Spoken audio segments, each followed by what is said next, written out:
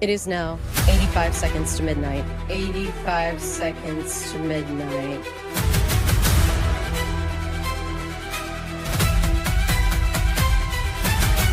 "85 seconds to midnight.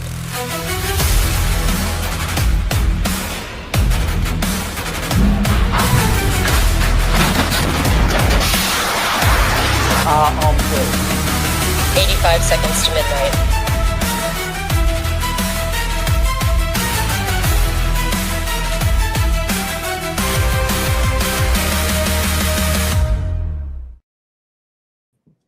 Hello everyone, welcome back to the Preppers Fireside, and we have a full house tonight, which is great. Good to see everyone.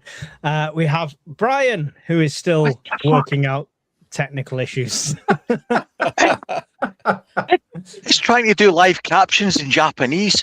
What the fuck? Brian, we're live. We're live, Brian. Say hello. Oh, hi. This is fucked up. Hey, that's better. Excellent. I And don't we know have what's going on. Alan, the world survivalist. How you doing, Alan? I'm good. How's everybody here? All good? All good. All good. John, Welsh Prepper, joining us from the Mastermind Dungeon. How you doing, John? I'm very well, thank you. That's creepy in all sorts of ways. And we have Barry coming to us live from the Blue Tent. How you doing, Barry? All good, thank you very much, sir. How are you? I'm messing everything up. I don't know what's going on here. Give me a second. We're all having technical issues. Save that. There we go. Right. And we have, of course, all of our people in the chat already. 150 people joining us already across all 4 channels it's broadcasting on at the moment. Alan's a World Survivalist, Barry at Browncoat Prepper UK, and of course Brian's at Scottish Prepper 73. So whichever channel you're on, take the time out to make sure you've hit the like button and get it shared out to more and more people. Great to see so many people in there in the chat already, including moderators, hopefully keeping tabs. Miss Worms in there. I could just seen that there as well. So great to see everyone. Right. Tonight, gentlemen, we're talking about current goings on and potential risk. And it's the wildfires, which, if I'm not mistaken, Wales have got the brunt of that, as well as the Cairngorms up in Scotland. So we'll start with you, Cairngorms. Brian. All right. See, look, all right. So not my fault. It's a different language. What do you know about it, Brian? What have you seen up there? Anything? Nothing. I've not even seen it in the news, mate, to be honest. Great. Oh, we've missed you, Brian. I've been Alan, busy. I've not been following it. All right. Okay. No worries. No worries. Alan, you must keep an eye on it, because obviously you're looking for places to wild camp and stuff all the time. The up roundabout where that's happening just now is one of the most frequent places I go camping. So I go to the Cairngorms a dozen times a year easily. So yeah, I've been keeping an eye on it. It's still ongoing.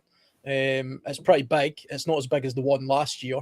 It's interesting. The one last year, which we might talk about a little bit later on, but the one that took place last year in the Cairngorms area, it was round about Devonmoor, the Carry Bridge area, which is also part of the Cairngorms, just south of Inverness.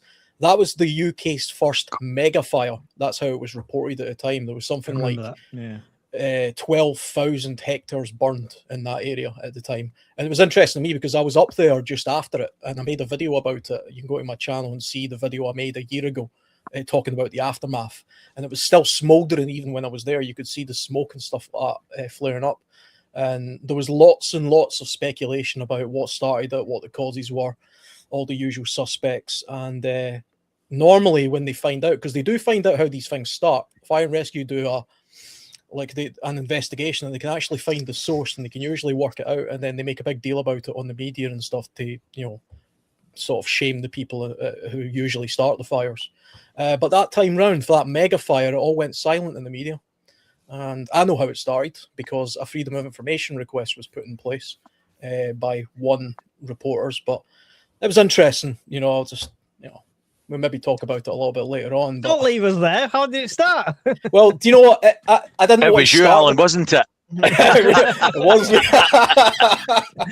It wasn't Mike, me. were you camping up there the week before? they found a stove that said property of. No, that's not true. But no, I didn't want to start the conversation this way purely because I've been in the chats on Facebook and stuff talking about the current wildfires, because I did the very same thing last year, because a lot of people use wildfires as an excuse to shit on wild camping. They want to ban all campfires, they want to ban all wild camping, they want to ban stoves, all the usual stuff. Now, that fire, that mega fire, which is what it was called, that burned more area than anywhere else in the UK, any time in history, was started by Mountain Rescue. Mountain Rescue used a smoke flare during a training exercise and burnt down half the cairngorms. Oops. And The it's cowboys. actually, That's you. it's That's quite you. hard. I tell you what, it's even hard now to still find information about that. You have to go online and put in specifically the name of that place, and it will give you the Freedom of Information report by the fire service as to how that fire started. And yeah, it was started by a smoke bomb from they threw it for the helicopter or whatever. But it just goes to show it's not always some arsehole with a barbecue, which is what they always blame it on. Yeah, until it's not, and then they go quiet on it. Yeah, and then suddenly they go quiet. Yeah. Barry, do you think it's more fires happening now because of this super El Nino, or do you think this is just the norm at summertime? Because obviously we talk about the one that was last year, but I don't remember loads, Alan, at that time. I remember that one happening and a couple of little ones, but not as prevalent. What's your thoughts, Barry? Yeah, I think it's a combination of more fires and more fires getting reported, to be honest, which is making more folk aware of it. I mean, obviously, the scale of some of these fires now is getting extreme. I mean, I think it was wildfires, about 1,250 football pitches equivalent of been torched so far, gone up in smoke. I mean, Wow. That is a massive. I mean, that just gives you some sort of idea of the scale of them. Yeah, excellent. I can see lots of new members appearing. I believe that's might be on your channel, Brian, or if you've got memberships turned on, Alan. They're not on my channel, I know that. But thank you for joining. You can still do memberships and super chats through all the other guys' links. It'll be missing from mine, but you can still go and join their channel, and they will appreciate that support. John, Yeah. crisis management team, is the wildfires being discussed? They're not being discussed because they are not a large enough scale, and there are not enough human lives at risk to activate the emergency, what you call Gold Command, the higher level emergency response. There'll be a Bronze Command, so it's like a local police inspector will be coordinating all the emergency services and using all the secure comms to do that. But it's not a scale yet to activate the higher levels. What's that based on? It's usually based on, if a major incident is if you haven't got the resources to deal with what's in front of you. So if I was to turn up as a Coast Guard and there's a bus crash and there's 30 casualties, that's a major incident because I can't deal with it on my own. 15 fire engines there, but you need 25 fire engines there, so that's a major incident. So it depends on what resources are available. For the government to get involved, it's either got, and this is genuine, it's either got to hit the press in a big way, in a big negative way, or there's got to be a lot of lives involved, or major damage to infrastructure. Yeah, infrastructure is the one that I think I worry about at this stage. So Brian. just a quick example. On when I lived on Skye, there was a gorse fire. There's what they call a muir burn, got out of control, and there were 3 volunteer fire appliances on Skye, and they all went and they all surrounded the electricity substation and let the fire burn. All they did was protect the substation from catching fire. They couldn't tackle the fire at all. They just let that burn out. Yeah. Brian, if you cast your memory back to a year and a bit ago, we did a live coverage of the fires in the States when they had the wildfires that was surrounding all the Hollywood homes and stuff like that. Do you think we could see risks of that coming into summer? Because it's getting drier and drier. Every time they predict rain, I don't know about what it's like exactly where you guys are, but we had the whole of 5 minutes of rain last week, and that was it. Is he frozen? I think he's froze. Oh. I have no idea what you said there because it went sort of tits up. I thought you were just deep in thought. Really an considering his answer. Okay. Right there. Can you hear me now? Yes, I can hear you now. I was just basically getting your input on it. Do you think it's a higher risk this summer now? And could it end up being that threat to life and infrastructure? There's a lot of factors in it. The main one and the primary one will be geography. A risk to you and me will be entirely different from somebody whose town or village is surrounded by flammable shit, basically. So if you've got lots of forests or farmland that could ignite during by stupidity or poor land management, then your risks will be really high. But for most of us, and where I live in the Central Belt, no, there's little chance of any risk to life, in my humble opinion. But people in the more remote parts of Scotland, small crofts, small villages, they're at greater risk. Yeah, and that's where bugging out comes into it, right? It's got to be an option for people, even if they're adamant they're bugging in. I mean, my biggest fear is not zombies. It's not the lights going out. It's not marauding hordes. It's fire. Because in every prepping scenario I can envisage when something goes wrong, fire's the only thing I'm scared of. Because it's the one thing that will make me lose 90% of my preps in a heartbeat. Yeah. Mm-hmm. Yeah, which we did to you on a scenario.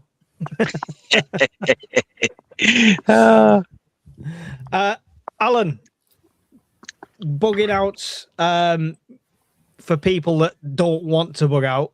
Obviously, they're not going to go and live in these woods that are on fire. What do you think they should be planning? What's the action plan to put in place for something like this? It's kind of like Brian says, it really depends on where you're at. The thing with fire or severe flooding, I mean, unless you live like in some sort of amazing underground shelter that's fireproof, you know, there's nothing you can do to prepare the inside of your property to protect yourself from fire on the outside of the property. Much the same as there's little you can do for if you live in a floodplain, unless your house is some sort of, you know, on stilts or floats or is completely sealed from the water. There's nothing you can really do apart from the most basic of stuff. I followed along with what was going on in California at the time. Half of what California has wildfires as part of its natural ecology every single year. It has a season for it. There's actual plants that depend entirely on fire just to reproduce. You know, jack pine, for example, which is a California native species, actually requires fire for its pine cone to open for it to release its seeds. The difference being that what we have now is ever wetter winters, which cause more growth, and then we have longer, drier springs and summers, which mean that growth then becomes tinder dry. And we also, on top of that, you have, you know, more people. So we're encroaching on spaces, green belt and brown belt spaces, where forest fires are likely to take place. Plus, because there's more people, you're going to have more arseholes deliberately setting fires, which is what happened in California for a lot of places, like the Palisades, for example, which went all the way down to the shoreline in California. Mm-hmm. Caught fire. People would never have believed in Malibu that their house would be at risk, but it was. And they now think that a lot of those fires were caused by arsonists, and they know for a fact a few were because they caught some of the people actually doing it. You know, one or two of those people have been prosecuted. I mean, the only thing you can genuinely do to prepare for it is recognize that you're in a fire risk area. Like Brian, I'm not in a place where there's going to ever be a wildfire. There will never be a wildfire here. There might be a next door fire, which I have to prepare for, but there'll never be a fire caused by the woodland around me. But if I did live somewhere like the Cairngorms and I was close to the kind of areas where the fire's likely to be, then I would have an evacuation plan, or at the very least, if it's a minor fire and it's just a case of smoke, it becomes a case of protecting yourself from smoke insulation. So seal up the windows, have things you can put at the bottom of the doors, have plenty of water available because that might be turned off. Expect that the power might be shut off because the emergency services will deliberately cut the power, in certain places, especially if it's a power line related fire. So it's basically all the stuff that we do anyway, but taking more care to the purity, the clarity of the air, and not leaving it too late, because a lot of people say you can't outrun a wildfire, which in some very, very rare cases is true, like in Australia, but for the most part, people get killed in wildfires because they get cut off. They get kind of surrounded by it and they get trapped in their car. And that's what happened. I mean, it happened fairly recently in Spain, actually, when some power lines fell down and some people died in their car there, including British people, I think. So it's a case of you have to be on top of it if you live in that area. Yeah, a couple of British people, British couple were found in a ravine with severe burns and semi-conscious, but they'd gone into the ravine to get away from the fire. So, yeah. Which ordinarily is generally, I mean, I could go through some of the survival wilderness of if you get caught in a wildfire and you happen to be in the woods. There are some practical steps you can take, but to be honest, they're a little bit hit or miss because it's highly dependent on where you are and at what stage it's at. Generally, you want to be going downhill as opposed to uphill because fire tends to travel quicker uphill. Also, the smoke becomes an issue, so you want to get sort of below it if possible. Ravines and things like that, if you've got nowhere else to go, are usually the best place to go, or an area where it's an open plain, no woodland, no bushes, no dry grass, anything like that. Try and get yourself to one of those places. I mean, if you find yourself trapped in a car, the general advice from what I believe in places like Australia is to actually stay in your car unless it's absolutely obvious that you can't, you're safer outside your car. For the most part, being in your car apparently seems to be more safe than being outside your car, unless the car's literally on fire. But you have to play it by ear. You have to be completely self-aware of what's going on, because the chances of a fireman leaping to your rescue is pretty unlikely. Yeah, the nobody's coming to. I was waiting for the first fire comments on thank you for that. So Barry, you're quite. Are you quite urban as well? Or do you have foliage around you that could be at risk? Three houses away from a smallish wood, but I mean it is still pretty green and pretty lush, so I'm not overly concerned about that. Nearest other sort of greenery that could potentially catch fire, etc., is the local boneyard, and again, that's still looking pretty green at the moment. So I'm feeling pretty okay at the moment. I mean, like I say, I think the biggest threat to where I am at the moment is one of the neighbours sets fire to their house. John, I'll come to you in a second. I want to pick Brian's brain for a second. I want to. All these wonderful windmills that we rely on for this totally reliable wind energy, could they be affected by this? Because they're all within massive fields and wilderness and stuff like that, or would it not affect them? Would it not destroy them or affect them in any bad way? They would act as a big chimney if any of the cables and everything caught fire inside it. Plus, some of them are full of hydraulic oil as well, depending on how they're built and what's inside them. But what's more at risk would be the transmission side of things. So transformers, substations, the actual method of getting the power from point A to point B, they're a potential risk. But if you see where the pylons are built, they generally clear it, right? Because you don't want the pylons hitting trees anyway. So anything that could be an impact risk is cleared. So there'll be brushland and scrubland and stuff, but I don't think it's a great risk. No, same for solar, because you have solar like taking over farmers' fields. What I've seen of it, there's still quite a lot of grass and foliage underneath and around them. That's different. That most of the the cabling on that will be ground based, albeit it'll probably be in conduit and stuff and clipped onto it. But even brush catching fire there in the farmer's field, I'll have a risk of damaging the microinverters, MC4 cables, junction boxes, control cabinets, that kind of stuff. So yeah, they're at a greater risk. Yeah. John, is there any fixed government guidance on this, on what to do if you are? I'm sure we've got plenty of people. We've got 240 people in here, which is awesome, by the way. Don't forget to like and all that lovely stuff. Is there something the government guidance has like in as default for people living out in the rural areas for this? Not that I'm aware of. I lived in a rural area for quite a few years. I don't know of any sort of leaflet or any formal guidance. There may well be, and I haven't come across it. There was supposed to be some resilience guidance coming out. It's been in the news, you'd have seen, but that's all got put on hold whilst we wait for Andy Burnham to become Prime Minister tomorrow. So most political activity, most political activity has been put on hold until he decides whether he's going to go forward or not with it. So I hope he does. Right. We shall see. We shall see. I did pull up this as a resource people can use, and I just thought I'd share it. So if they want to look into it themselves, this is a live firemap.live. It does look worldwide. It's based on satellite imagery from NASA, and it highlights actual wildfires here. So you can see in Wales what's going on right now.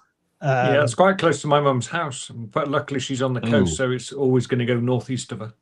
Yeah, so you can see, like, it's not a bad reference for seeing if you're at risk, stuff like that. You can see up by Colwyn Bay there as well.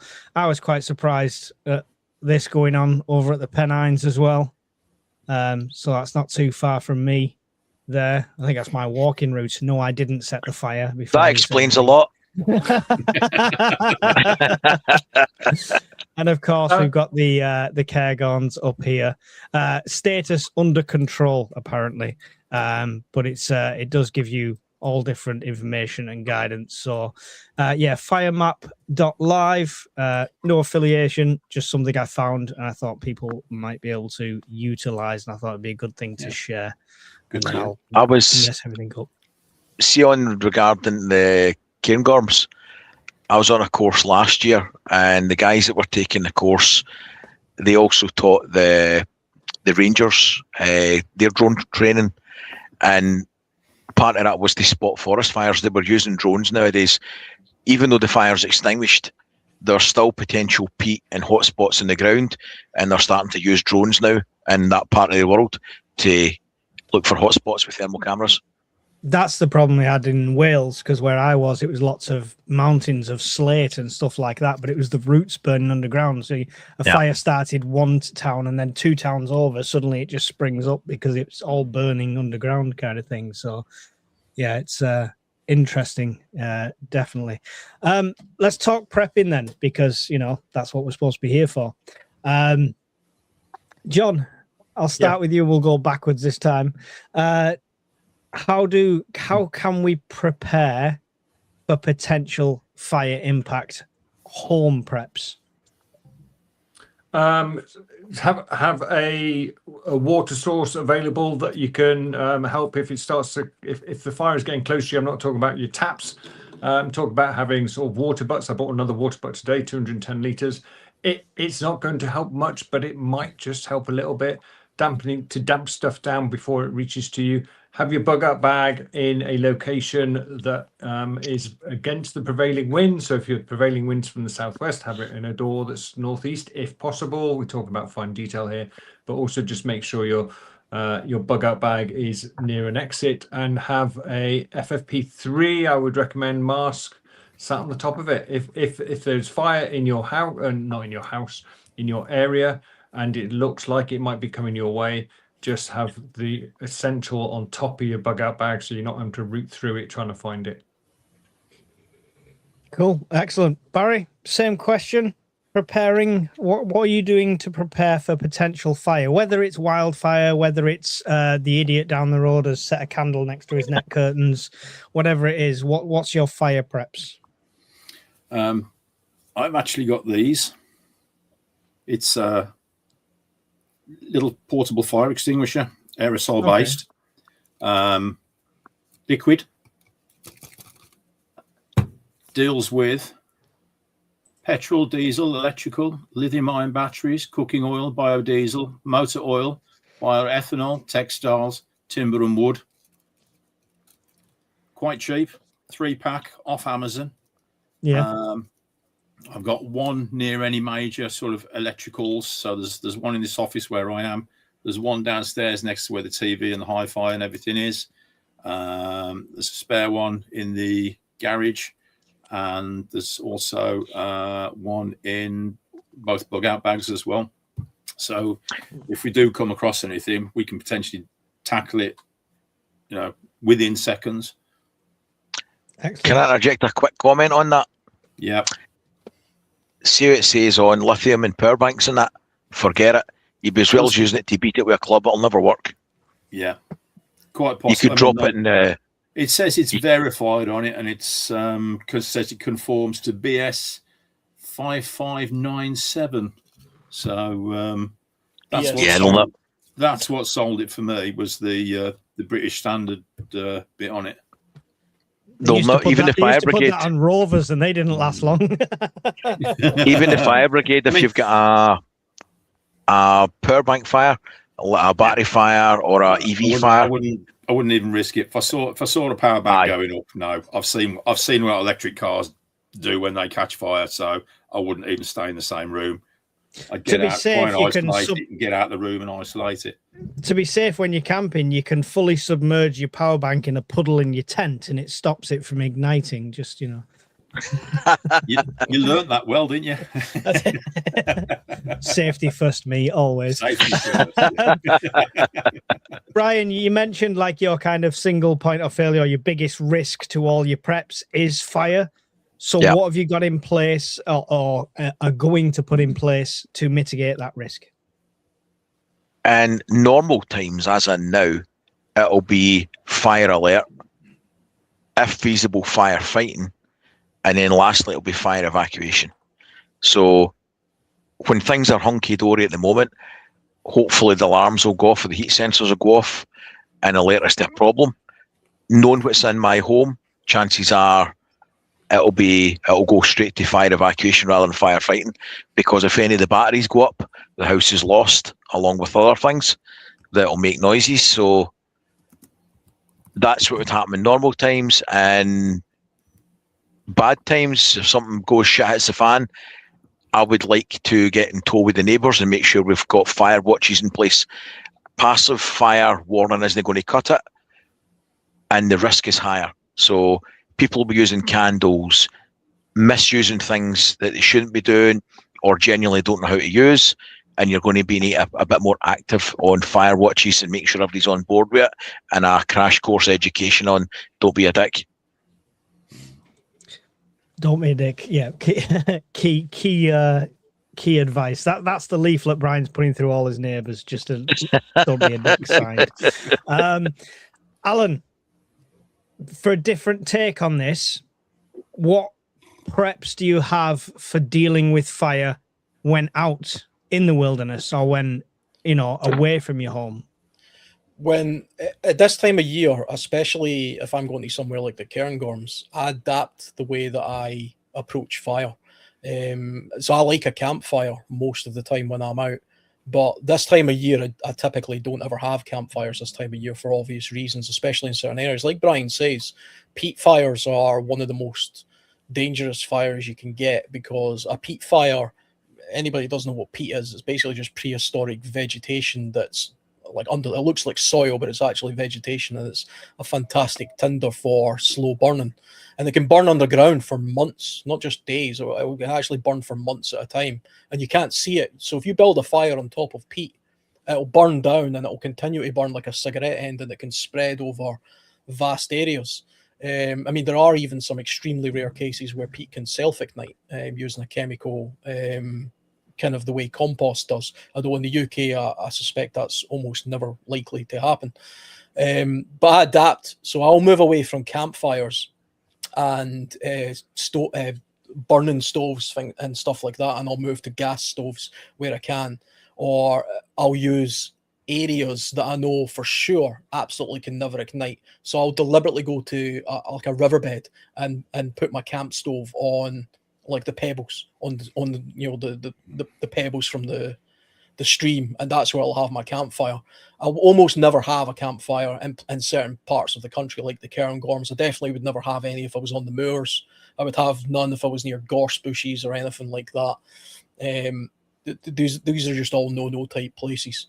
And I mean, the thing with this time of year as well is because everything's so tinder dry, even at your own home, the one thing you can do that's not just internal stuff like smoke alarms and fire extinguishers and stuff like that, try and make sure you've got a bit of a fire break. So if your garden as if you've got a large garden, or you live in a semi-detached or a detached house, take a look at the perimeter of your house and say to yourself, if the neighbor's barbecue catches fire, will my vegetation catch fire? Will my shed catch fire? Will my fence catch fire?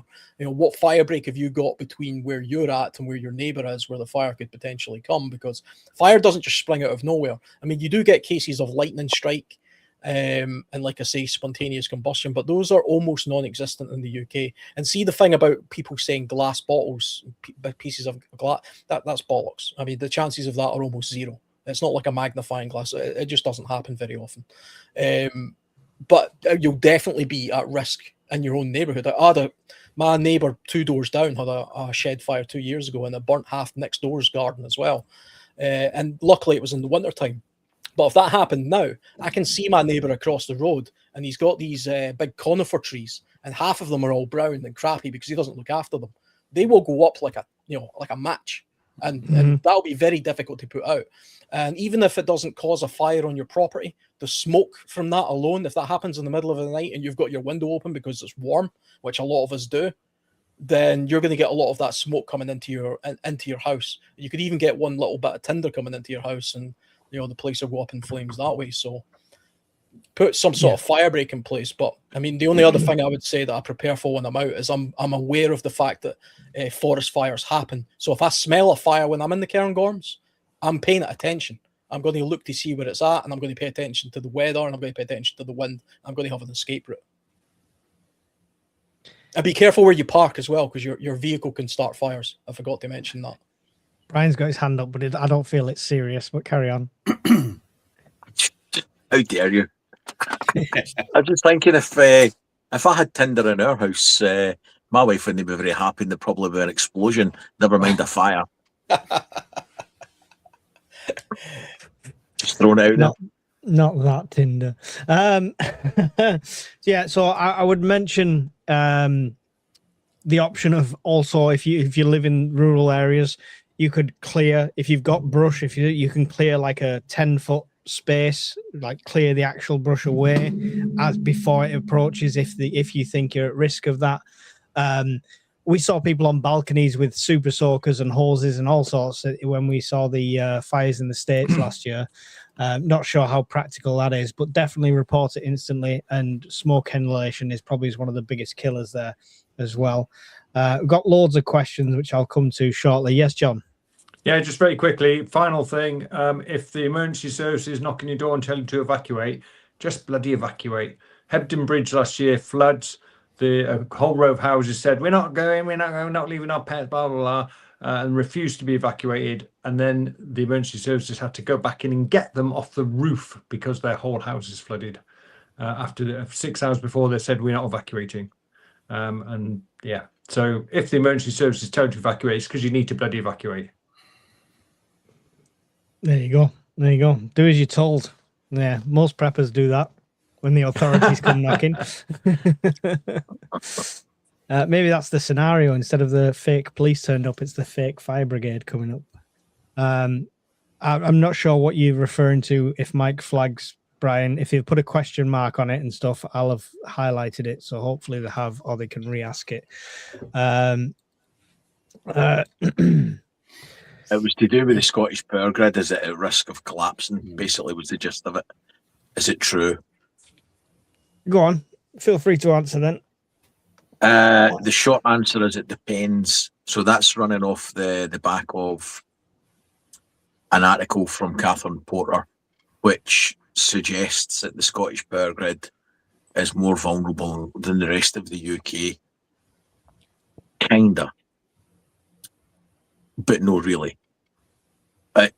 It's if the Peterhead gas power station goes down and the Torness nuclear station goes offline, both are scheduled to be basically taken down. Torness is near the end of life, and the turbines worn out at Peterhead, so they represent a big chunk of the available power. But worse, they are plants that you can on stream quickly to meet demand that aren't dependent on wind, solar, or what do you call it, hydro. So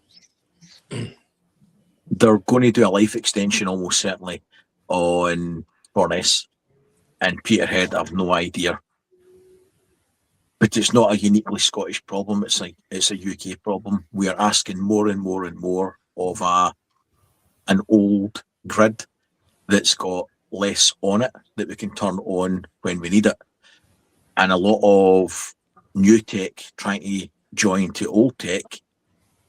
And fun fact, they announced yesterday that the Great Grid upgrade is already 500% over budget. Just thought I'd throw that out there. 500%. And minus 500% done. Incredible. Yep. And incidentally, the budget was, depending who you ask, 35 to 50 billion, and that was to take it to 2030, 2035. And even that wouldn't be enough to meet predicted demand before you start adding in data centers and all the rest of it. So, yeah. The demand's going to skyrocket over the next 12 months. We'll do an AI live very soon and chat about that, I'm sure. I'll start going to some questions so we don't miss people out, because I'm aware we started late tonight. The first one in was from Awaken Prepped. For John, the government has urged us to stock water. Do you think the water shortage is actually being caused by data centers needing so much water? Yeah, so the government urging us to stock water is part of an overall preparedness strategy. As I said earlier, it was about to be announced and then it all got put on hold. I hope it will be put through, but yeah, they're still quibbling over whether to say 3 days, 5 days, or a few days, or some days, or a couple of days. Genuinely, they're arguing about the detail. So that ties into a bigger strategy about the nation becoming more resilient. I don't think we have any data centers in the UK that use water at the moment. I know China's got an active one that is in the sea that uses water for cooling. I'm not an expert on data centers. I don't think That's a prototype, that one. Okay, I don't think any water is being diverted for data centers in the UK at the moment. What the data centers will do is they'll suck up huge amounts of electricity for their cooling, and so therefore put the grid under increasing stress. If you've been following the whistleblower story from the NESO control room, we came very close apparently last month to having a grid collapse, and then they were told, the operator chief was told not to record it as he was supposed to by law. He had to leave it on a live document by his seniors, and when they whistleblowed, they got lambasted for it by the company. So that's ongoing. I think there's going to be a parliamentary inquiry into it. So yeah, so our electrical system as it stands without all these data centers is reaching capacity. Excellent. I'm sure these 7 million air conditioners that are now pumping out of people's bedrooms doesn't help. Anyone here use the Back Gold water filter? Seems like a great alternative to the Grail, especially price-wise. Can't say I have. Anyone got any experience with that one? No, none of that. Whoever put the Grail on for 45 quid the other day, I bought one. That was a bargain. Oh, nice. It's not the full size Grail. No, it's a 500 mil. It's 500 mils. So yeah, that's fine by me. Yeah. Alan's disgusted. No. I was actually a lady's Grail. I was. I was actually see when it was Andy that was posting it, and I was looking at it because he sent me a link saying it's a bit of a bargain. What do you think? And I was looking at it, I was like, I don't know why it's so cheap. And then I realised it was 500 mils, which is a new size. And I thought that would be a good thing actually, because I've always disliked the tallness of a Grail. So I thought, well, if that's half the size, it'll be perfect because it'll fit inside the pouch easier. But a couple of people have also bought the same Grail by the looks of it on the chat, and it looks like it's the same height as your spinner. So Right. yeah, it'll work exactly the same, of course. It's just it's not fixed the one little gripe I've got with Grail, which I don't think Grail care that I care, that I bothered that it doesn't fit in my pouch Do they perfectly. know how much you say Grail on a live? They should listen to you. They should bloody pay me something, because see the amount of people in comments says, "Oh, I've got a Grail after you talked about it." They're not buying it through my links. Nobody's getting it through my link. And John Charles just put test your Grail. He's leaked and he's had to send it back. So just that's a top tip there from John. Test everything. The secondary container does leak sometimes. When I push on mine, it does squirt out the top. It doesn't matter that actually, as long as that water doesn't touch the mouthpiece or the inner part, it's fine. You can actually press it down, take that thing off, empty that out if you like, and put it back on, and there'll be no water. Or just tip it upside down with the lid's on, and the water will trickle out the sides. But the water that you've filtered and purified is still in the central part. It's a double container system. So the contaminated water's on the outside part. That's the part that leaks. So the bit of yellow water that spurted up in my face outside of Brian's tent. That was because. Yeah, that happens. You don't want to drink that water. Tasted like Pepsi. I lived in Crete in 2004, where we had loads of wildfires. Had a helicopter hovering above the villa, dropping water on us. I mean, it's kind of them. They do some controlled burns over in Crete because it does help with the olive trees, apparently. So maybe that one had got a bit out of hand. Yeah, potentially. Out of hand controlled burns are the number one reason, in my opinion, for a lot of the wildfires we see, especially in moorlands, especially in the Highlands. It's the dirty little secret that it's landowners themselves that are burning their own moorlands because it's good for grouse shooting and various other things. And because we are in much more drier conditions now, it's easier for those fires to get away from the area that they want to try and burn, and they end up burning down half of a plantation or something, and then they just conveniently never mention it. It's legal for them to do it, actually. It's a perfectly legal thing. But it always annoys me when I see... It's regulated by... It always annoys me when I see, you'll see a news article that says, "Oh, look, there's a moor fire on top of this hill." And it's like way up on a bloody mountainside. And you'll always get people on Facebook saying, bloody barbecues and campfires. Like, nobody's having a barbecue or a campfire on top of a hill in the moorland. That's a controlled grouse burn that's got out of control. That's what's caused that. That's got nothing to do with barbecues and camping.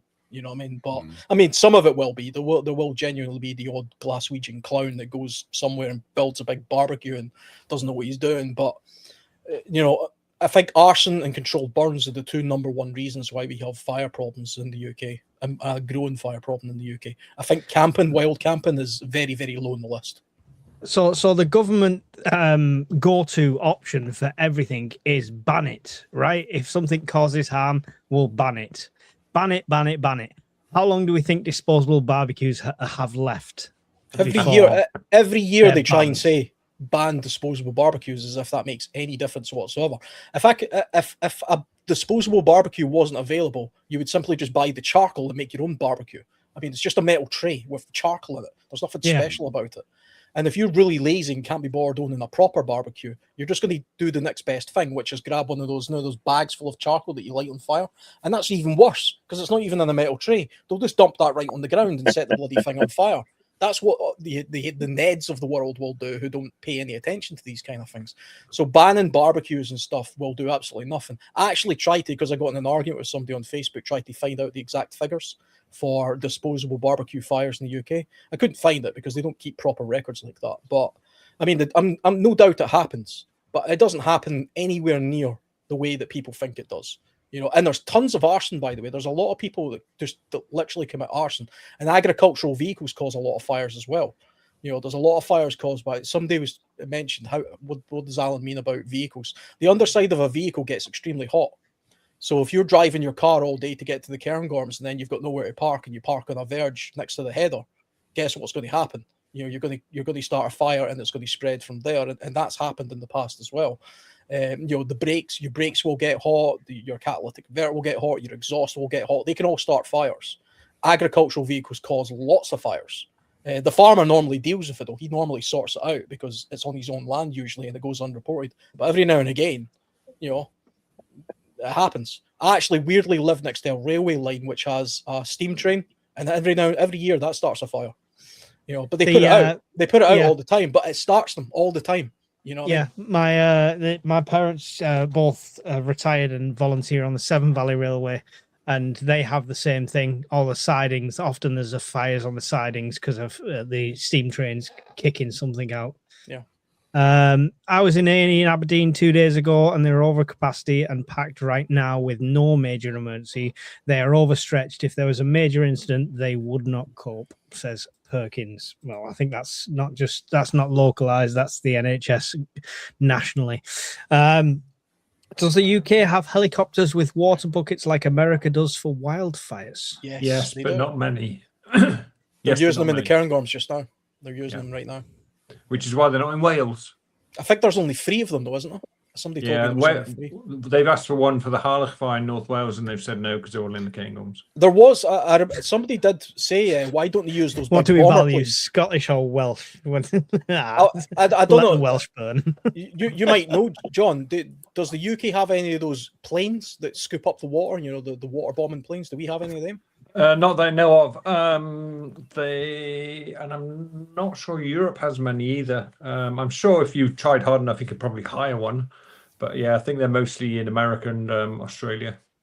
I think we should probably invest in one of them as well, then, if that's the case. Why? If we got one, it'd just end up on a tarmac somewhere under repair after a week and never be airborne again. Thank you for the question. Andy C says, do you think Westminster will be putting tariffs on the devolved governments because of smoke pollution? This is a reference to Trump saying that Canada sent all its dirty, horrible, filthy smoke and we're going to increase your tariffs to pay for it. Even though Canada sent a load of equipment and men to fight the California fires last year. Was it last year or year before? And a Canadian pilot died fighting the fires. Trump's kind of sort of forgotten about that. But yeah, he's Trump.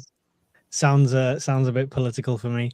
Gatwick Scuba, I have family who are firefighters in Calais. Major issues was the government drained some of the fire reserve levies. Well, that's, stupid is as stupid does. What should we do in the event of a lithium battery fire? Run away. Ryan? Nothing. Sorry. There's nothing you can do. You don't have the tech. Depriving it of oxygen make no difference whatsoever. Foam, CO2, dry powder, nothing. Walk away at speed, safely, evacuate the area. There's nothing you can do. The fire brigade will just come and look at it.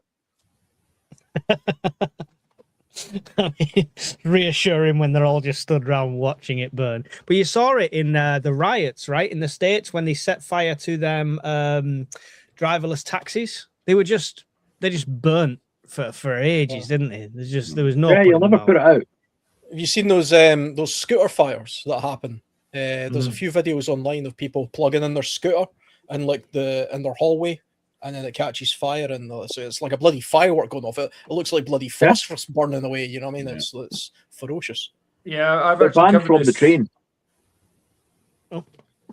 Sorry, John.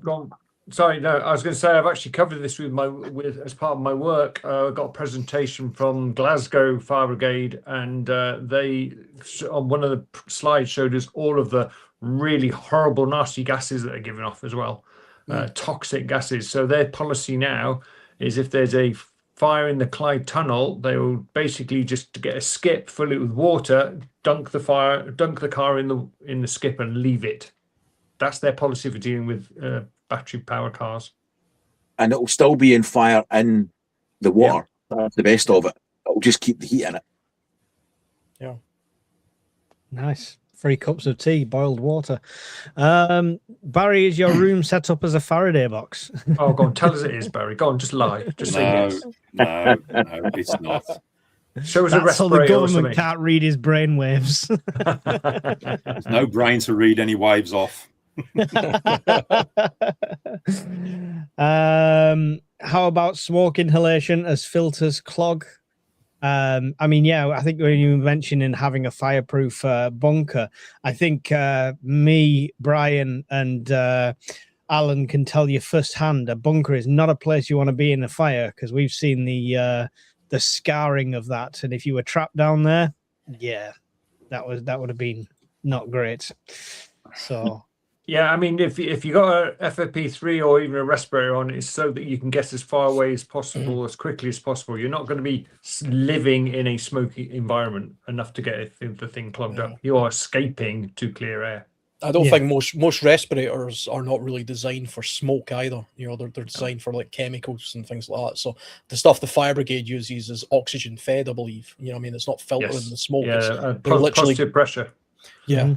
So it's a different kind of thing as well. And if you, by the way, that's another good reason for having a decent cotton rag with you if you're out in the woods, and if you come across a very smoke-filled woodland, damp that rag and wrap it around your face. It won't provide you a huge amount of protection, but it will give you a little bit of filtration to smoke insulation if you have to sort of escape a forest fire. Forest fires typically go about 5 kilometers an hour, so usually you can outrun them, but like I say, in places like Australia, that they've been recording 10, 15, and 20. I was going to say, I'll be able to outrun it for about 200 meters. Yeah, I'm hoping for a slow fire then. That's the thing, though. I mean, the fire might be going walking speed, but the smoke can become overpowering all over the place all at once, and it will travel with the wind. So that can become a greater threat than the actual fire itself, which is why if you do smell smoke and you're in a exposed place, don't hang around until you see flames. The smoke itself is a problem. Andy C said, why I liked the tea lanterns you reviewed, Brian, safety with the naked flame. I reviewed the same lanterns a while ago, and on my video I don't burn myself, so you're just saying. I only did that editing, right, just so that people knew it was possible, right? I sacrificed the skin from my hand. Brian's video was authentic, Mike. What does Alan mean? Vehicles can start fires. You covered that. Yeah, I answered that. Your exhaust can get up to like 500 degrees, something ridiculous that, especially if you're driving it. That parked over dry brush could start a fire on its own. A catalytic converter is over 800 degrees and can get hotter than that by itself. Brakes, I've actually seen brakes be red hot before. I've actually, on my motorcycle, I've rid it so long before that I've actually melted my trousers. And they're biker trousers, so they're pretty tough. And I've melted it by touching my own exhaust. So that can, if I was to park that bike in a bunch of dry grass, absolutely that's going to start a fire. And like I say, agricultural vehicles and stuff also have sparks and heat and chemicals which are easily ignitable, all sorts of things. So yeah, vehicles are dangerous things when it comes to fires. We're safe. Mrs. Urban Prepper rarely uses her brakes. So cheap maintenance then. Candles will be more of a problem, I think. Most people will, with open fires or log burners, are already used to hazards, says Miss Worm. Yeah, I mean, if you've got an open fire, you know that it spits. You've usually got tiles down or something like that, or something in place. It's going to be the people going, oh no, there's a blackout, I'm going to light this candle and put it on the windowsill next to the curtains. Pad Joe says, you lot not watching the World Cup? Yes, we are. Can you not tell? I didn't know it was on. I thought it was finished. How does the Grail compare to the Life Straw? The Grail's better. That was unexpected. I'll bet you sit at night in your little Grail pajamas and go, that's better than Life Straw. Alan, not sponsored by Grail yet. I would say to compare them, like, non-biasly, you shush, Alan. The Life Straw and even the Sawyer Mini, you can get the Sawyer Squeeze, which does it a bit faster, but they are like, it's a slower filtration, right? At no point could I have scooped up like I did with the Grail. I scooped up from the lock, pressed down, and could drink it straight away. And drink more than a few drops. If anyone ever tried to suck through a Life Straw, you're barely getting a sip of water. So I think the speed and convenience of a Grail is much better. but I don't think there's much difference in the filtration results. Life Straw are very well tested. They are sent out free to third world nations all the time as part of their testing and marketing. So, and same with that water to go as well. They do the same thing. So nothing wrong with the filtering, speed, convenience on the go. The Grail is definitely superior that way. I think the thing with the Life Straw is, though, I'm not 100% sure what its virus capabilities are and chemical removal. From what I remember, normally it's the Soya Mini people ask me about. The Soya Mini generally doesn't remove viruses or a lot of chemicals. The Grail will do both of those, especially the carbon model. But the Life Straw, I can't remember. I don't think it does. I don't think it removes viruses. I'd need to look it up. I haven't used one for years, to be honest. But hold on, let me look it up. I don't want to give people pish information. Well, we'll go around the table while Alan looks that up. Brian, what have you got water filtration wise? Lifesaver jerry can and half a dozen Life Straws. Okay. Barry? Same as Brian. Yeah. Yep. John, are you asleep, John? No, I'm just saying Life Straw, AI says Life Straw does not filter out viruses. Yeah, I've got that as well. So it's for what I've just quickly looked on ChatGPT. It says viruses, no, such as neurovirus, hepatitis A, or neurovirus. Also does not remove chemicals, pesticides, fuels, or dissolved metals. The Grail does all of those, by the way. So from a purely sort of, if you want to go from what's going to give you more purity, then yeah. But it's not that it's a bad product, though. It's just it's a different kind of product for a different kind of situation. Yes, I see you bit the bullet, Brian. I just didn't reply to them. I wasn't going to mess with it. But have you took them up on the offer? Yeah. Tell us about that then. What's that, mate? Tell us about that briefly. I know you're going to do a video on it, but tell us briefly about that, because they offered this to me as well, but you've got to physically plumb it in and stuff like that. And it wasn't viable for me, but go ahead. So it's an inline disinfection solution for water drinking. It's a chlorinator. So it uses a minimum of 4 bar of water pressure and some common or garden salt, and it spins a little turbine inside it. And the electricity cracks the salt into chlorine. So, yeah, that's what this is for. I'll do a video on it when I get a chance. I want to take it up to the static and run it off the mountainside. So I need about 4 meters of waterfall, and I'll put a pre-filter on it and see what it does. So it should be interesting. Awesome. Sounds cool. John, what have you got for filtering water?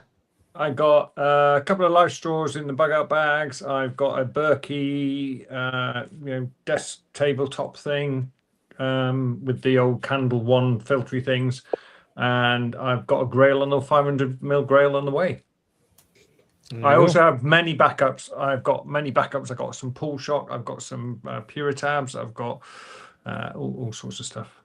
Puritabs. Stock up on your Puritabs. Stock up on your Puritabs. Stock up on your Puritabs. Yeah, we got this advice last time. Alan, what have you got for water filtration apart from the Grail? Apart from the Grail, another Grail. The emergency Grail. It's beer. That's the only option. I don't really have anything else that I use. Actually, I'm shocked. Genuinely, can I just say I'm totally shocked you don't have anything other than the Grail. I did have one of those. I did have one of those bags. I forget the name of it now, but it's basically a heavy canvas cotton bag, and you can pour water into that. Bag. A mill bag, yeah. I did have one of them. I have no idea where it is. It's in the shed, so it's probably not very good anymore. But at one time, I did use that a lot. When I went hill walking, because the streams you don't really need to purify, and I used to just filter it using that, and then I would chuck a Puritab in it. So I suppose the only other thing I've got, actually, it's not a filter, but I use chemical purification tablets as well. So I carry some of them. They're in my survival kit, actually. I haven't used them for a long time because they taste like crap, and if you've got the Grail, why would you want to use something that has a bad taste? And if I was in a tropical environment, which I almost never am, I would use something like iodine liquid because tablets don't really work in the jungle. And the Grail, to be honest, would be a bit iffy about using that in jungle as well. Not because I don't think it would work, I just think it would be a bit of a hazard to bacterial growth.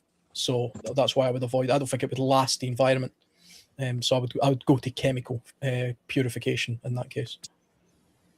Yeah, the Millbank bags, anyone else that doesn't know, it looks like a canvas sock basically, but I'd recommend, even if you've got like the Sawyers, any sort of filter or anything like that, it's a great pre-filter because you can just scoop up a big chunk of water, hang it in a tree, and it'll just slowly drip through it. It's like a canvas. The one I've got, I think I got it from Helicon Tex. They were the most affordable, and they were pretty good. It was actually really good quality. So I would, if they still sell it, which I don't know if they do, I would recommend them. It's decent. I honestly don't know what brand I've got, but I picked it up at the Bug Out store when I was down in South Wales from Lee's place, so he's got them in as well. So check them out. I'm confused about how data centers actually use water. I'd have thought it would be a closed loop system cooled by external source via the heat exchangers, not necessarily using water but redirecting it. Same as you have, you can have water cooling in your PC, so you can have water cooling units in your PC, and they're like housing units that are attached to the hottest parts, and water's constantly going through it, and that's what keeps it cool that way. So it's similar sort of principle on a grander scale when you're building it under the sea, is my understanding of it. Grumpy Adventures, if you remember, years ago, farmers used to scrub burn wheat fields after a harvest. Well, they can't even harvest this year, so there's no reason to do that. So, got to disagree with the controlled burn theory. As a shooter, the government would love nothing more to ban our way of life, and uncontrolled fires would give them ammo to ban it. Pun intended, says Northern EDC. Do you know, one of the biggest problems they've got in California is when they have a wildfire, they put them out. And it's been well recognized for a long time by landowners and people who actually know what they're talking about, that California requires fires. I mean, like I said, there's literally plants that are 100% dependent on fires. So every time there's a forest fire and they immediately go and put it out, they're preventing the natural process of clearing all of the scrubland around the trees. See those big redwood trees and stuff you see? They're actually fireproof. They've evolved to be fireproof, but all the scrub and all the dry stuff underneath it burns away, and that leaves an area for new growth and things like that to happen, but it clears away all of the crap basically. So if somebody comes and puts that out immediately, it just piles up and becomes like a big giant tinderbox. So controlled burns are necessary. The problem in places like California, though, is the urban areas have extended into the forested areas, which is why they keep putting them out. So they're not allowing the fires to race through there. And the winds, there's winds that come off the desert every year in California, and it pushes the fire in. That's what it's meant to do. We don't have that in the UK, but wildfires in the UK have always happened. It's happened for thousands of years, and human beings have deliberately set fires in the UK to manage land for thousands of years. That's also another common thing. We've got the same problem as the Americans do, as our urban areas are growing, and it's fragmented. So you've got a patch of woodland, and then you've got a moor, and then you've got a village, and then you've got a moor, and then you've got some houses, and you can't control that. You can't burn that properly without causing problems to people. And that's the problem, eh? We're encroaching on nature. It's not nature fighting against us. That's again, this is us thinking there's a problem. Fire is natural, so people who think there should never be a forest fire don't know anything about forests. There you go. Great. Prepped with Pinot, you've got a panic in there, Brian. How real is the risk of lithium battery fire from our backup preps, assuming you haven't done anything stupid like buy fake charges, etc.? I've got lithium batteries all over the place, and now I'm wondering if it's safe. Well, if it's not, Brian is stood in front of an entire bombing run right now. But how real is the risk, Brian? I'll answer that as best I can. So I'm not worried about it. My bedroom's above 22 kilowatts of lithium batteries. Right? And right next to that is a lot of other things that will go boom. So collects balloons. Yeah, something like that. So I'm I don't lose a minute's sleep over it.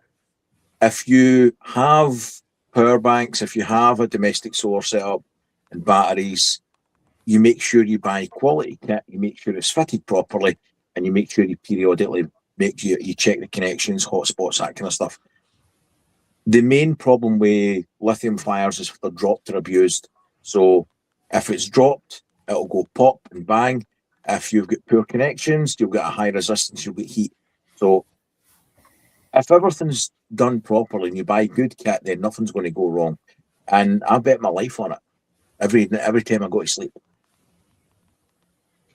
Excellent. That's it, mate. Final stand says grail. He doesn't know what a grail is, Alan. Can you educate me in private, please, Alan? It's the holy of holies. Yeah, that's what that is. Yeah, nice. Tell Alan we've already got Tell one. Alan, we've got one already. What's it like, us Vandas? Please don't use oxygen in breathing cylinders. It's compressed air and in BA system and positive pressure mask or scuba full face mask at a push. There you go. Yeah, I think we were just talking about what the fire brigade use rather than what we use. There you go. Not a question, but I got complacent when I left a plastic jerry can by the exhaust of my Jenny. No flames, but it melted a hole and was a petroleum for a while. I used Jenny every day. So there you go. It's so many jokes. I'm not even going to start. Me and my brother Poor Jenny had a whole burnt in her. Me and my brother bought ETA filter bottles. They're all right, to be fair, says Lewis. 2 reverse osmosis systems on the boat with UV and on land 4-stage filtration down to 1 micron UV. Funnily enough, you've mentioned RO systems. Brian's got the system there that he'll be doing a video on shortly. I'm getting sent a compact version of the Hill. They've made a bug out bag version of the reverse osmosis filter. So it's compact, it's small. We'll see how practical it is, and I'll attempt to drink the canal water again, and we'll see if I die. So that could be a great one. Cheers, Brian. Cheers. Love you too. Just making sure I've not missed any more. How good are the UV SteriPens for purifying water? This is an interesting one, because you obviously UV rays, people say you can put water into clear bottles, put it out in the sun, sterilize. Has anyone tested this? Does anyone know the details on this UV sterilizations process? No, not that one. No idea. I had one once. It was pretty cool, actually. You sort of like stirred around the water, and then you put this UV thing into it, and you pressed the button, held it down, and a light came on, and apparently that sterilized the water. I lost it after a fortnight. So I didn't have it very long, but that's the thing. I used it thinking, okay, this thing seems to work. Everything I was reading about it and researched about it suggested that they work very well, actually, and they're quite good. But you kind of never really know, because unless you're sitting there with a chemistry set, testing your water after, before and after, you drink water and you think, well, I never got ill. But see, to be honest, if you were to drink from just about any stream in the north of Scotland, you probably wouldn't get ill. Eventually you would, Don't try this at home. But how would you know? How would you know that was due to whatever method you used to purify the water? So unless you're using chemicals, actual chemicals that you can taste, it's hard to know. Even with something like the Grail, which I bang on about all the time. See if that had a point of failure. If that had a point, if the filter got damaged, and although there is a way of knowing if it's damaged, but if it got damaged and some of it leaked in, you wouldn't really know about it because you can't taste it. That's the problem. You can't taste E. coli, and it doesn't take much to sort of like sneak a little bit in there. So if possible, boil it as well. But those UV pens, yeah, apparently they do work. I just don't have one. I had one for 2 weeks. John, you wanted in there? Yeah, just want to close the loop here. Gatwick Scuba's just clarified. I said the fire brigade use oxygen. They don't. They use air. So thank you, Gatwick Scuba. Yeah, they don't use oxygen because that would feed a fire. They use air. So that's just to close that loop off. Cool. Thank you very much for that. Lorraine Saunders put a £5 super sticker on one of your channels, guys. So I'm not sure. I think that might be over your side, Brian, potentially. I wasn't sure. I said thanks Don't anyway think if it was so. my side. So I think it's Alan. if it was my It's side, Alan's. thank you very Thanks. If it's There you mine, go. thank you. I've missed it. I apologise. If it's mine, thank you. It's all right. I'm I'm demonetized, so I'm just going to send them all a bill afterwards. I'm bloody terrible at reading the chat say, so I never see my own chat, which is really annoying. I have to keep going over here. My computer's over here, but my camera's over here, which is a pain in the arse. I know this is completely off topic, but there's a fundamental flaw with StreamYard that you can stream across 4 channels, but if somebody puts a super chat in, it doesn't say this should come on this channel. It should tell you, you know what I mean? Because then we'd know where it's from. So anyway, StreamYard, pull your finger out. Costs us enough money. Question: what is the best escape mechanism for hellfire and brimstone? What, missiles? You don't escape hellfire missiles or brimstone missiles. They're amazing. Yeah. Or from a biblical point of view, you just accept it because that's what you're waiting for. And if you've been righteous, you'll float away. If you're like me, you'll just have to die. If you're in the hellfire and brimstone, it's too late. Live a better life now. Repent. Have any of you tried filtering water using a tree branch? No. Using a tree branch, how would you do that exactly? I've drank from the shoots, where you can break open the little bamboo type shoots and drink the bit of water. You can get birch water. Birch. A lot of people call it birch sap.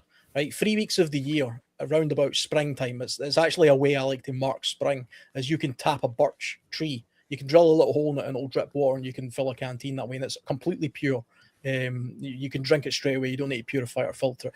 And you can actually break a branch and it will drip as well. Not like a tap, but it will drip. So you can do that. And it's mostly water as opposed to sap. It's a tiny sugar content. But other than that, that's the only thing I can think of apart from like in Australia. I know you can use gum trees and things like that in plastic bags. And there's a few other methods I'm aware of as well.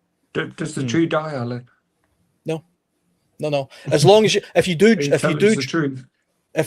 a small hole, hug it first, John. Yeah, if you do drill, I should probably point this out. If you do drill a small hole into a birch tree in springtime to gather the sap, I've got a video showing you how to do this. You have to plug that hole because the tree will actually continue to bleed, and you can actually kill a tree doing that. So you must plug it, and you have to do it correctly because you can cause an infection. So there's a way you do it. If you want to see it, I've got a video I made like 10 years ago or something. It's on there somewhere. Summertime, there's Brian giving all these trees STDs. You're not supposed to plug it with that, Brian. It must have been a small hole we drilled in it then. I'm house hunting, traveling to Wales and Scotland next week. Should I be worried about the fires? Just not in Wales. It's really high up on the hill. It's in an area called the Rhinogs to the east of Harlech. It's up on the hill. It's right up on the hill. So honestly, like I said, go and check out that firemap.live. And if you are genuinely worried, if the house you're looking at is in the middle of a giant orange spot, then maybe consider not doing it. But you can go in pretty detailed and see. Yeah, that's called the Rhinogs there. Yeah. So how much, where they're getting the heat spots and the fires are from and stuff like that. So if your house is this red dot, then maybe don't view it. But anywhere else, you should be all right. I think air quality, again, it's air quality that you should, if you're going to be concerned about something, be concerned about air quality. So if you're a jogger, I wouldn't go jogging through the bloody, the hills if there's smoke everywhere, because you're going to do yourself damage that way. But what was that? Remember, it was a couple of years ago in London where those houses were catching fire from that wildfire. It was near London, I'm sure. I need to look that up, but there was actual property burning all over the place, and that was in the UK just a couple of years ago. Alan, that's an awesome tip. That's the best prep I've heard out of this whole channel tonight. Right, guys, if there's a forest fire near your home, maybe skip the jogging tonight. It's probably not going to be a good idea.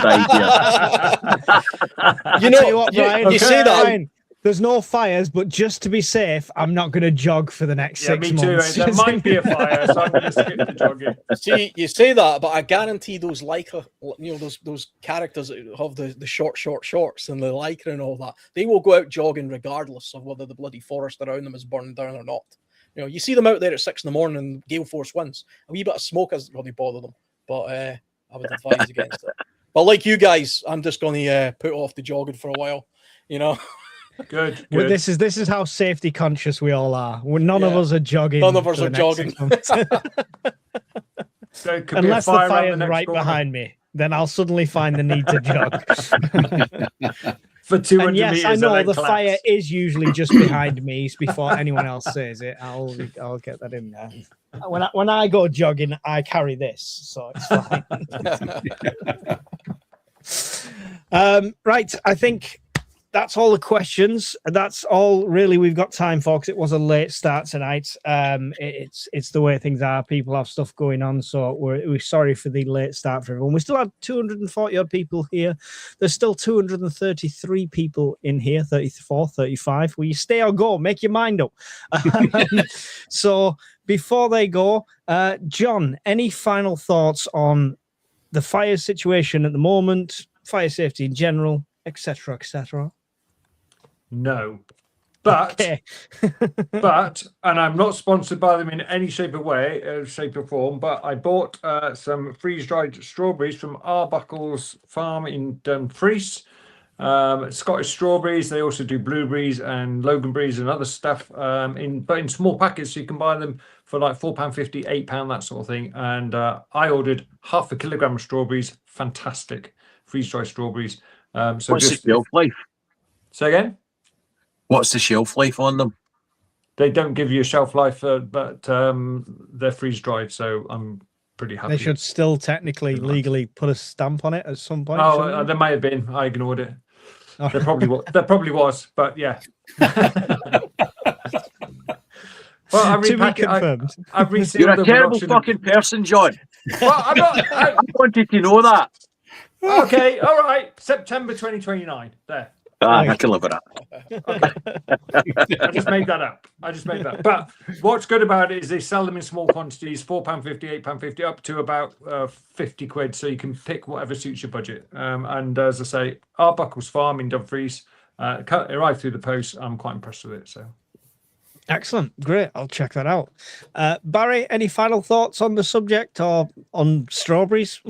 Yeah, a bit random. No, I think we've pretty much covered everything again tonight, haven't we? So, yeah, that's it. Excellent. Alan?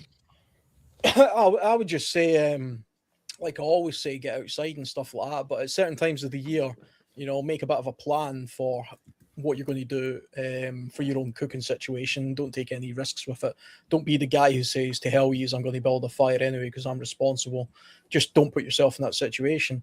Make a plan if you live in a high risk fire area. Check the fire risk before you go out. Check the weather.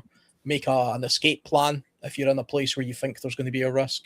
And be more concerned about smoke damage to your lungs than flames, I would say, in my opinion, to be honest. But that's just my opinion. I'm not an expert on forest fires or anything, or an expert on anything, to be honest. So, Smokey the Bear says no. Brian, any final thoughts? Not really. But I'll plug a video if you don't mind for 1 second. Go for it. Definitely. I appreciate that, Brian. I'm assuming you're referring to the one I just made, but hell. Nah, I've not even fucking watched that. Yeah, I'm not just in that shite. But check out Alan's videos. It's probably pretty good. I've had a chance to see it. I'm lying. I didn't even make one. It's probably about a month since I posted something.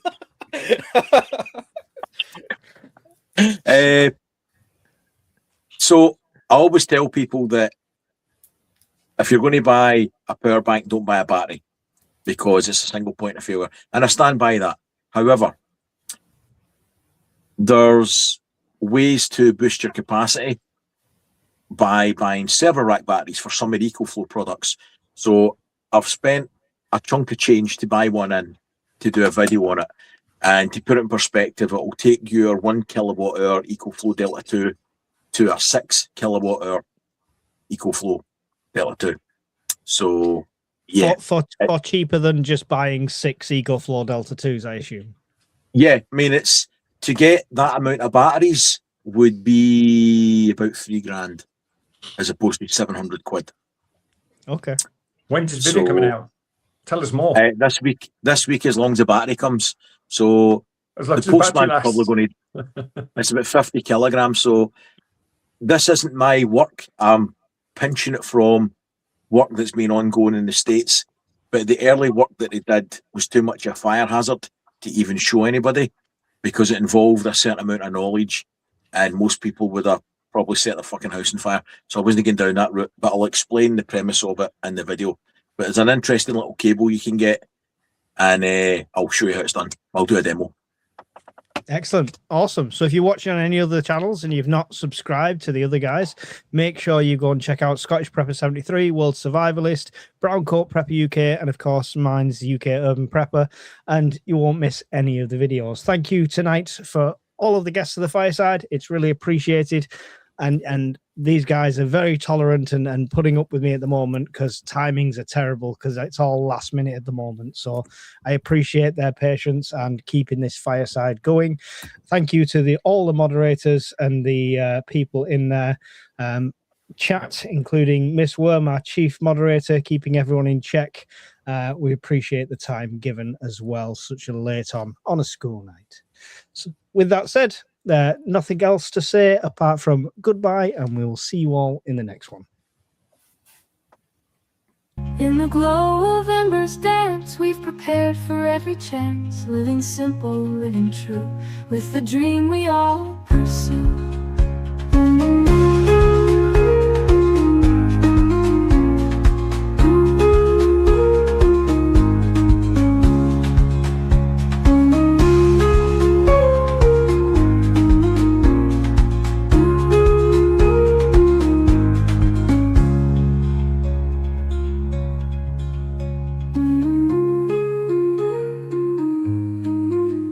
In the glow of embers dance, we've prepared for every chance, living